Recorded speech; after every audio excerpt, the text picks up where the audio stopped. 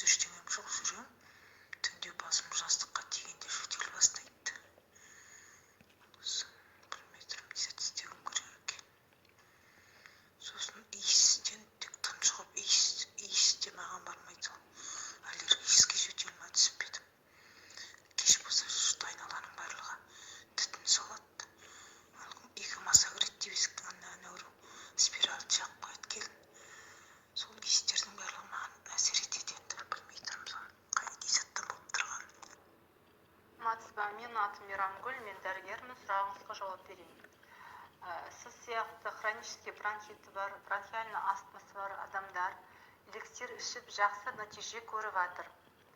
Бірінші ішкен кезде эликсир сіздің жөтеліңізді күшейтіп, бронхыңызда қақырықтың бәрін шығарады.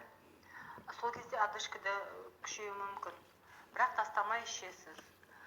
Қақырықтың бәрі шығып болғаннан кейін жөтелде одышкада азаяды.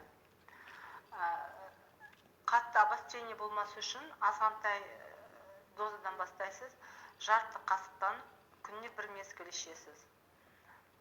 Егер қатты күшейіп одышка демаламай жатырсаңыз, онда суға езіп ішуге болады.